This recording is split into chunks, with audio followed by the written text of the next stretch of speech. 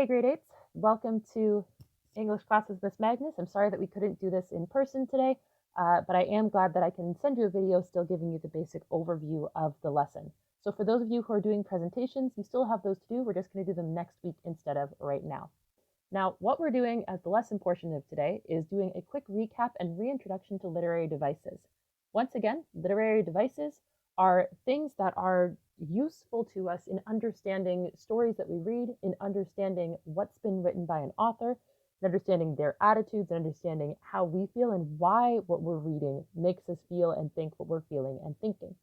So the first thing that we're going to look at is characterization. This is just a quick recap because we have talked about characterization before. The idea of developing a character and being able to flesh out who they are and what they're like based on information given to us. Now, once again, as we've talked about before, there's two types of characterization, direct and indirect. Now, direct characterization is when the author tells us directly about the character. So, she was a cheery, always upbeat person is direct. It's somebody telling us this information, versus indirect, which shows us something about a character based on what they do or what we know about them.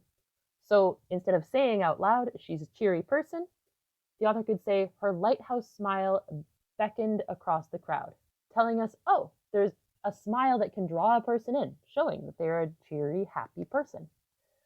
Now, as you go through direct characterization, you'll notice that it comes potentially out of the mouths of another character. So in this slide right here for direct characterization, the author directly describes exactly what it is that they want you to know, but they don't necessarily do it from the voice of the narrator. Sometimes they do it through the voice of another character, like in the excerpt below. So in this excerpt at the bottom of the page, you're going to notice that Virginia Woolf wrote something called To the Lighthouse. It's a lovely book from 1927. In it, one of the characters describes another character. And that description that you can see here is direct, even though it's not the author explicitly coming in as a narrator and interrupting the story, telling us what's happening, telling us about these characters. Instead, she uses the medium of her characters to tell us about each other. So this is still direct, even though it's not from the voice of the author. Indirect characterization, however, is harder. We have to use the characters' dialogue, their actions, their description in the book to figure out what this character is like, to figure out traits because the author isn't telling us directly. So when it comes to figuring out indirect characterization, we need to use the STEAL acronym. Now, STEAL is what we use to grab the information we want about the character. This is their speech, their thoughts, the effects they have on others, their actions, and their looks. So, for speech, what does the character say and how do they speak? For thoughts, what's revealed about them based on their thoughts and feelings? The effects they have on others tell us a lot about this character. Also, the actions of the character, what they're doing, how they behave, that lets us know a little bit about who they are. And then finally, what does this character look like? How do they dress? That tells us more about them. So a good example of this comes if you want to take time to practice this, to go back over this and remind yourself of how to practice characterization and remember how to do characterization. This is a version of indirect characterization that I really like. So this is Arkell. He is a character in Roald Dahl's Boy, which is a book that I believe we read together. Now, this character is one that we don't actually see very much of. We just have Dahl's thoughts about him, but it tells us a lot about who the character is. So if you want time to take some time to practice because you don't remember how to do this, use this text and then use this lovely chart to practice how to use the STEAL acronym, to practice how to find indirect characterization, which is something we did towards the beginning of the year, but I just wanted to recap. So find an example of their speech or thoughts, effects on others, actions, and looks, and use those things to explain things about the character. So the girl from earlier who has a lighthouse smile, if that's the description of her, that tells us that we know that she is a happy, attractive person. Okay? Now, so that's indirect characterization. We've already talked about that in the past, but I wanted to go over that quickly. Now, mood and tone are slightly different. This is something that tone we've done before quite a bit. Mood is something we've done less of. But figuring them out is actually a very similar process for both. So, mood refers to the audience's feeling towards the subject of the writing. So, as you're reading a scary story, that feeling of what's going to happen next, that feeling that's ominous, you don't know what's in the air, the aura of mystery, all of these different things are part of the mood. The tone is what the author is thinking and feeling about the thing they're talking about, or maybe about us as the readers. So we can have a very spooky tone that is put off by a author. Meanwhile, we can have a very spooky atmosphere that's given. Meanwhile, the author might be having fun with it and making jokes in the meantime at our own expense. So it depends on what the author decides to do, but the mood and the tone are not the same. Mood is our feelings, tone is the attitude of the author. So, to recap tone, and we've talked about tone in the past, but I wanted to make sure you understand it. Tones can be objective or more passionate.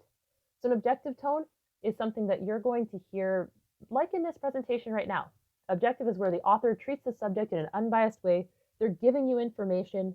They are not trying to convince you of one thing or another. They're not putting their own emotion into it. When I'm teaching English, it's not as passionate as it could be. Yes, I could take on a passionate tone and try to convince you that English is amazing. But honestly, most of the time, I'm just telling you information because you need to get it from someone and it's useful information. Whereas a passionate tone is when the author is showing their strong feelings about the topic. You can feel that they are upset or angry. You can feel that they're sad or happy. You can feel that they're being funny and sarcastic. You can feel those tones coming out of them. Now, both tone and mood, remember, mood is the one we're focusing in on, can be found using an acronym called DIDDLES. Now, DIDDLES stands for details, imagery, diction, language, and syntax. We are going to, this slide right here, if you need to stop, look it over, understand it, you can do that. But this is what we use to figure out an author's mood or tone. So I'm going to go through each one by one in the next slides. So when it comes to details, if an author takes the time to tell you a detail, usually it's not just because they want to fill space. Modern authors don't get paid by the word, so they actually want to make sure that when they give you details, they're important details. So make sure you notice if we are talking about a situation happening in the world around us. So let's say that there's a news article telling us about the students going back to elementary school in 2 weeks' time. The author might be trying to create a mood in us that makes us uncomfortable because we should be scared of what's happening. Maybe they're trying to get us excited, an environment, an atmosphere of excitement about going back to school for those elementary kids. Whichever mood they're trying to convey, they're going to pick details that go with that mood. So they're going to pick details that make us happy. Things like students are finally going to be able to get back to school after 6 weeks of being off. Versus somebody who's trying to make you scared will give you numbers about how many infections are still happening in Quebec, and oh no, everything could go wrong. The details someone picks tells you what it is that they are trying to say. So the subjects that they choose not to describe in detail, just so you know, are just as important as the ones that they describe. So if there's something conspicuously missing, meaning it stands out and is obviously missing, that tells you that this detail is actually something that it gives you a lot of information, about what the author is thinking, what they're trying to create in you as a mood. So if there's an author who completely ignores talking about the situation with coronavirus and just tells you about how excited kids are to go back to school, they're obviously trying to get a feeling of excitement in you. But if that author has left out all the details of COVID, it's really obvious that they don't want to create fear, that they don't want to have you thinking about the virus that's been going around. By omitting that detail, by leaving it out, making it conspicuously stand out as not being there, they are trying to push you in a direction of excitement. So depending on what things people leave out, that tells you just as much as what they leave in. From there, imagery. What feelings and experiences do descriptions that you see conjure up in your brain? So is the image clear? Is it vague? Whatever imagery they're using is going to make for a very, very different feeling within the story. So if I describe the beautiful vines climbing up a wall and talking about how they're green and lush and beautiful, well, all of a sudden I have a very nice picture of a wall in my head. But what if instead I describe the bricks that are cracking and breaking and the broken windows on which all of these vines are growing? Well, all of a sudden, I've changed it from a mood of life to one that is focusing on death, and that changes the mood within you. So the imagery, the words and images that are used are going to create a feeling in you. From there, you have diction and language. These two things are going to be separated later on in high school, but right now we'll treat them together because at the grade 8 level, they're pretty much the same thing. So diction, meaning the words that are chosen, and language, meaning how the author employs those words, is extremely important for understanding what they want. If I say that it is a gorgeous day versus saying that it is a frigid day, all of a sudden we go from emphasizing what is nice to emphasizing what is cold. And obviously, even though we're Canadians, it's nicer to have sun than cold some of the time.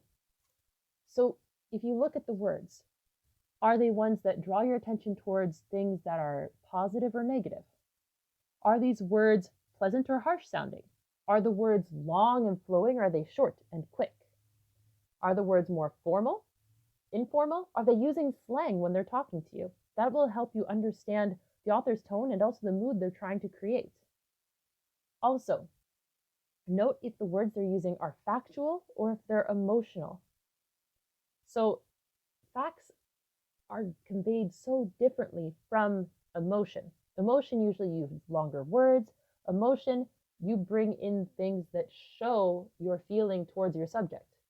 Whereas just facts, honestly, give us a very objective tone without giving us much passion or information. Also, just adjectives are super useful for understanding tone. Always, always, always pay attention to the adjectives that we have. And then from there, the last letter of Diddles is syntax. That's the structure of sentences and ideas. Now, note, there are 4 moods. Note this version of mood is different than the overall version of mood we're talking about right now. Mood in syntax, in terms of a sentence and the type of sentence, is different than mood in literature. Same word, completely different usage. So, in syntax, are they using a declarative sentence, saying, we're going? Imperative, we must go. Interrogative, are we going? And exclamatory, let's go. All of those different types of sentence, if you use them properly, will have a different effect on the reader. So you'll note how the author punctuates sentences, why they do that, how they arrange their ideas, varying the sentence length. All of those things can have a large effect on the mood in the passage or on the tone that the author is conveying in the passage. Once again, tone is the author's attitude, mood is your feelings, the feeling created in the story, that atmosphere that's going on. So there's 2 excerpts that I have from Boy, once again, which is that book that we read together a while back. Obviously, we read The Hobbit most recently, but I have these examples from the grade 7s, and I think that they're good examples, so we're just going to use them because a lot of you were done with The Hobbit, so I'd rather move on to other things. Now, you read the passage, like this one here. You can pause it here if you like to read it through. Once you're done reading, you can unpause and I'll keep talking.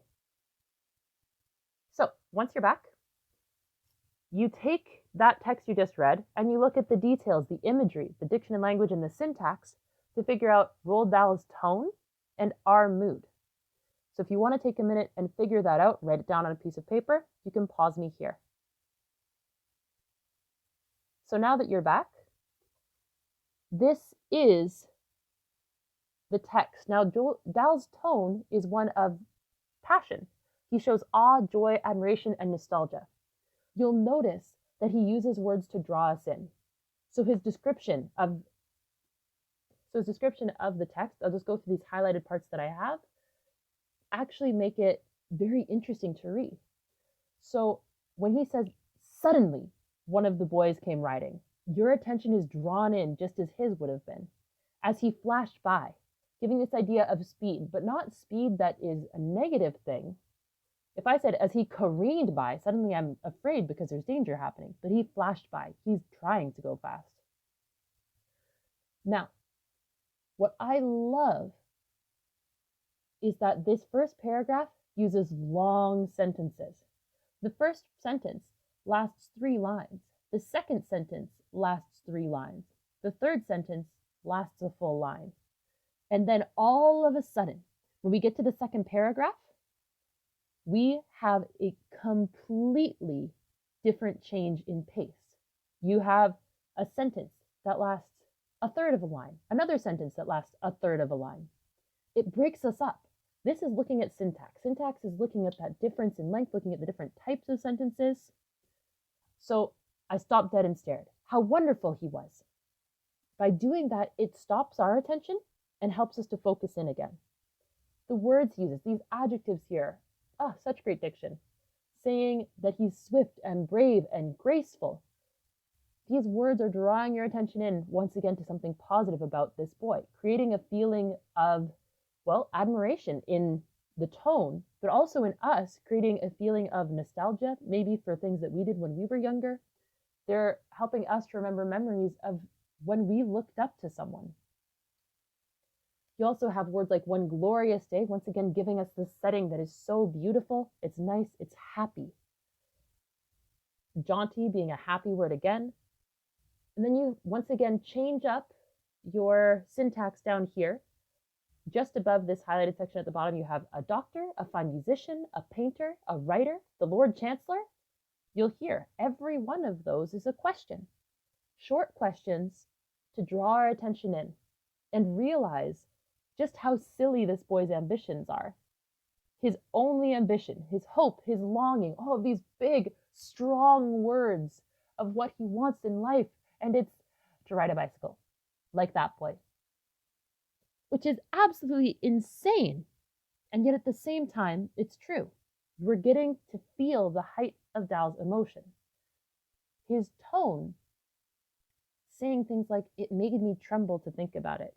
He's talking about his childhood with an air of nostalgia, with admiration, with awe, with joy, talking about this feeling of happiness in the midst of looking at something that honestly isn't that big a deal in life, but at the time was everything to him.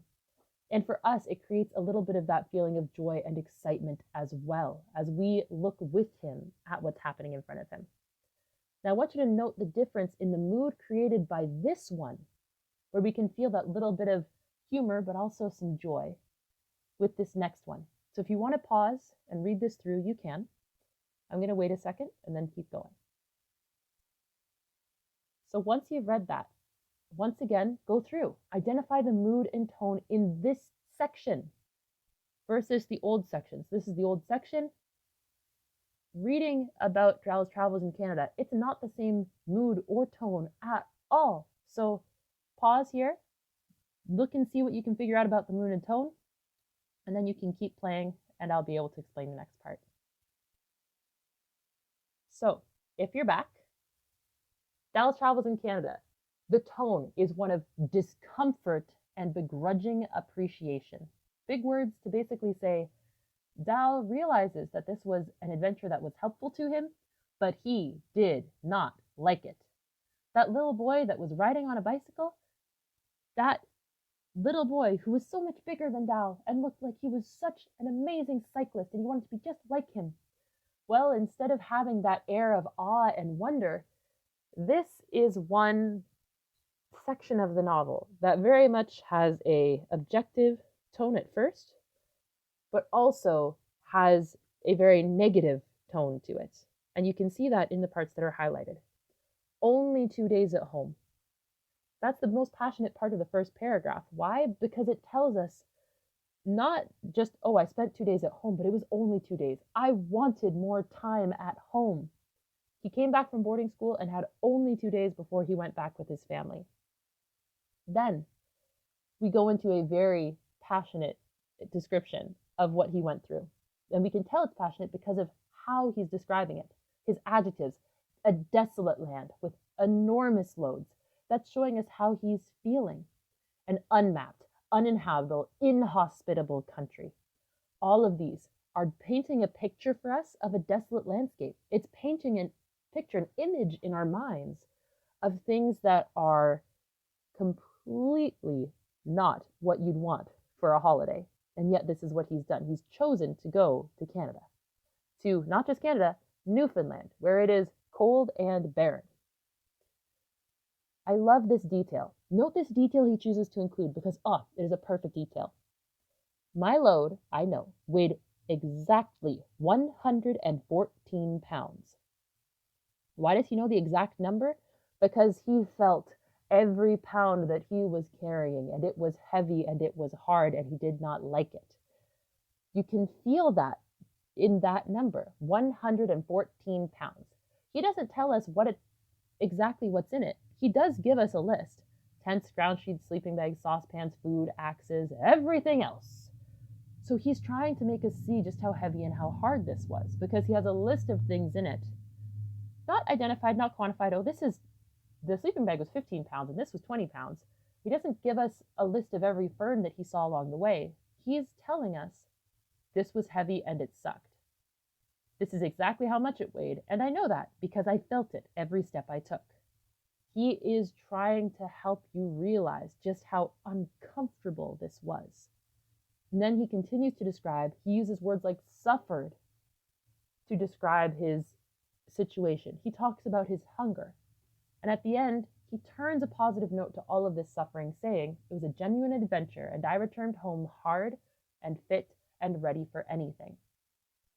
After this character, Roald Dahl, who's actually a real person, ended up going to Africa and spending time there. And so his time in Newfoundland helped him to get stronger, which was useful to him when he was working there.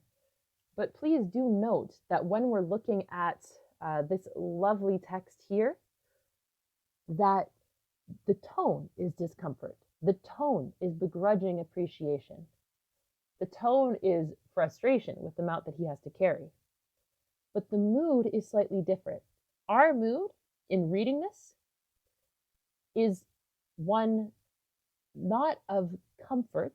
We are a little bit uncomfortable reading this, honestly. So it's okay to say that your mood is one of discomfort, but your mood could also be amused in the midst of this.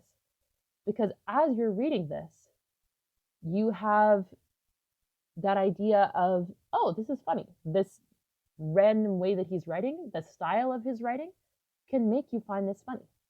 Or you might also feel like this is something that is, well, not a fun situation. You might see it as adventurous and make that the tone, or make that the mood that you're feeling. The mood is something that's a little bit more subjective than the tone, but at the same time, it has to come from the text and what you're reading. And just like the tone and the mood, using diddles, the details, the imagery, the diction and language, and the syntax to be able to back up what it is that you're trying to say the tone or mood is essential. If you can't back up what you're saying, then you're not going to do well with this. Now note, for the tone and the mood, not tone and the mood, the purpose and the mood, there are going to be 2 lessons that you have to do. We've done lessons like this in class before, especially when I'm not at school with you. This one is about mood, and the second one is going to be about purpose. So the mood one is the one that we just covered. You can do that on your own and return it to me for next week. I'm going to be sending you that PDF later today, or I think I already sent you that PDF. Either way, from there, we can go into the purpose. So if you want to go back and just finish the mood section, you can do that. And now we move on to purpose. Now, purpose is pie. That might sound silly, but it's true, because an author's purpose is always to persuade, inform, or entertain. People might subdivide this as inform is also explain, or entertain is also to amuse. But honestly, those are just other words for these three basic principles. Your author, the person who's writing a text, is trying to inform you, persuade you, or entertain you. So, this is a slide just going through a couple of ideas. The main idea here being, you need to be able to support your opinions with examples from any text you read.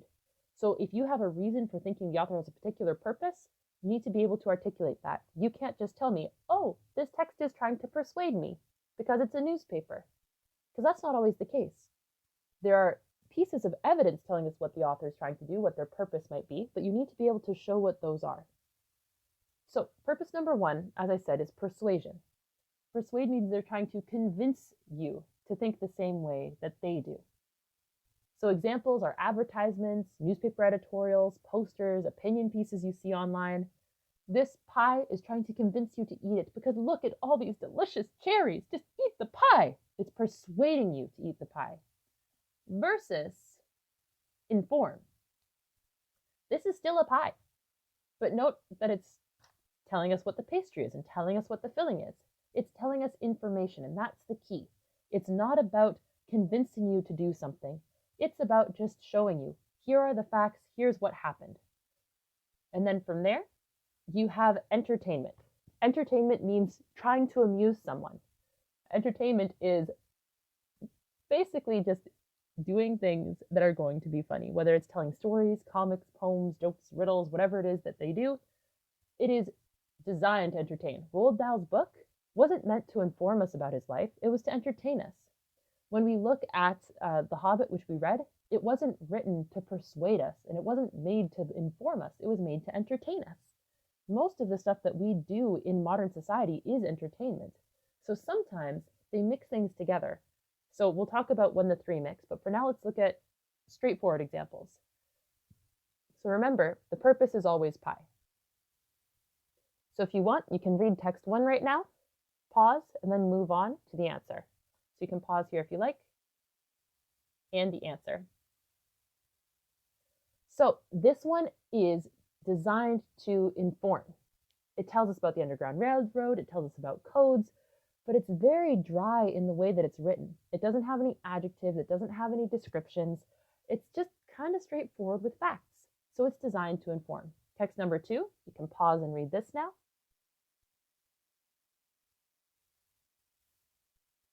And now we're at the answer. So this is designed to entertain. This description is narrative. Often narratives are designed more to entertain or maybe to persuade than to inform. So first person is more often used in entertainment. So you have this story, you have funny things happening in the story. It's talking about people who are having fun. It's designed to entertain you. Text 3, take a minute to read it.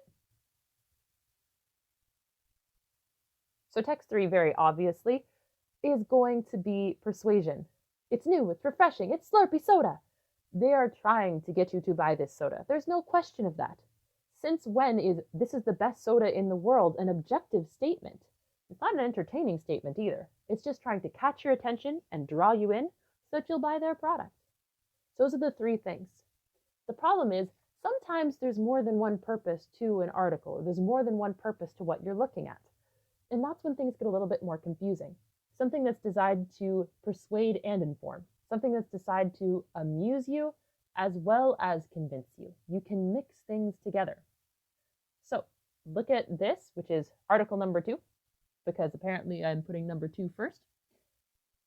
So look at this. Is this lovely headline designed to persuade, inform, or entertain? Pause here if you don't want the answer yet. So this one is designed to both persuade and inform. Apps have to be part of a bit bigger public health strategy. Google and Apple's COVID tracking system can't save lives all on its own. This information here is informing you. The bottom informs. These apps can't save lives on their own. They're informing you of that. However, they're also trying to persuade you to use them. They have to be part of a public health strategy. They can't do it on their own. They're trying to persuade you to be part of it. They're trying to persuade governments that more needs to be done. So it's not just information. Now for this next one. Designed to persuade, inform, entertain. You can pause here. So this one's very obviously designed to entertain. It's set up like a news article would be. It's set up like any news article on Facebook would be. Should it inform you? Probably. But this is from the Babylon Bee, and they make everything just to be funny. So even though the way that they're writing is very much the same way a persuasive or informative article would be written, these headlines are just designed to entertain and make you laugh. So don't think that just because something looks like it's informative means that it is. Sometimes it's designed to persuade or entertain when you don't realize it. So then this is article number 1, because of course number 1 comes third. You can pause here. So article 1 is designed to inform the person reading it. So Vancouver Island Group raises money to buy a beloved forest lands from a logging company. So it's trying to persuade you, not persuade, it's trying to inform you of this thing that has happened. However, there's also a tiny bit of persuasion going on, and it happens in a lot of texts, because this person didn't just tell us, piece of land sold. They gave us specific information to create an emotion within us about this land. The Vancouver Island Group raises money. Oh, the fact that the money's been raised, that means it must be for a good cause. You don't raise money for buying something. You raise money when it's good. So they're buying, what are they buying? A beloved forest. Oh, I do love beloved forest. Who are they buying it from? A logging company? Oh my goodness, this is amazing. We're going to protect the trees. So they're trying to persuade you in the words that they're using, very obviously, even though they're also trying to inform you. So anytime that you see a headline, anytime that you see an article or a piece of writing, there is a purpose behind it that the author is using. Sometimes it's more apparent than others, but you need to understand that purpose. So examples, what's persuade, what's inform, what's entertain, be able to understand those three in order to continue on in your work with these. So these 2 pages that I've already sent you, as I said, are your homework for this week.